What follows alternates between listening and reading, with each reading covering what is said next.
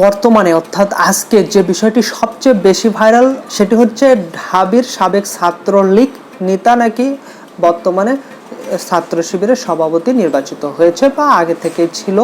যাই হোক, এই বিষয়ে আমি কিছু বলবো না, কারণ আপনার ব্যক্তিগত জায়গা থেকে, আপনার ভালো লাগার জায়গা থেকে, আপনার ভালোবাসার জায়গা থেকে, আপনার দৃষ্টিকোণ থেকে আপনি যে কোনো দলকে সাপোর্ট করতে পারেন, যে কোনো মানুষকে সাপোর্ট করতে পারেন, অনুসরণ করতে পারেন, কিন্তু সেক্ষেত্রে একটা জিনিসই আপনাকে সবসময় মাথায় রাখতে হবে, সেটা হচ্ছে সেটা যেন সত্যর পথ হয়, সেটা যেন ন্যায়ের পথ হয়, সেই ব্যক্তি যেন সত্যর পথে থাকে, সেই ব্যক্তি যেন ন্যায়ের পথে থাকে।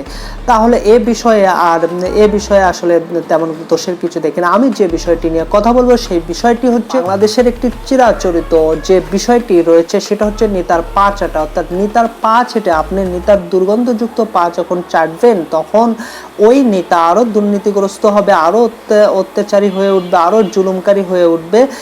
এতে করে আপনি যেমন ভবিষ্যতে অত্যাচারের শিকার হতে পারেন, জুলুমের শিকার হতে পারেন, বঞ্চিত হয়ে লজ্জিত হতে পারেন, ঠিক একইভাবে আপনার পাশে থাকা জনসাধারণ, খেটে খাওয়া মানুষগুলো বঞ্চিত হবে, নির্যাতিত হবে, অত্যাচারিত হবে, জুলুমের শিকার হবে।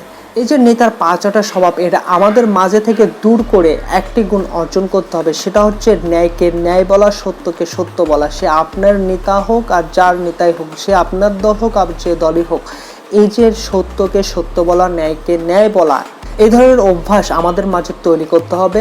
আমরা যদি আমাদের নেতার পা না চেটে তার খারাপকে খারাপ, ভালো দিককে ভালো দিক বলি, সেক্ষেত্রে আমাদের বাংলাদেশের পরিবর্তন হওয়াটা কিন্তু অনেক সহজ হবে।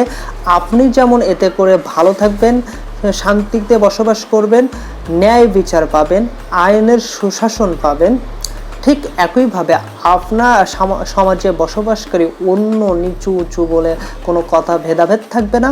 সবাই কিন্তু একটা আইনের শাসন পাবে, শান্তিতে বসবাস করতে পারবে, ন্যায্য অধিকার কিন্তু পাবে।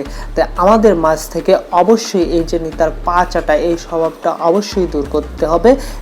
এতে করে আমাদের আগামীর বাংলাদেশ আরও সুন্দর, সমৃদ্ধময় এবং শান্তিময় হয়ে উঠবে বলে আশা করি।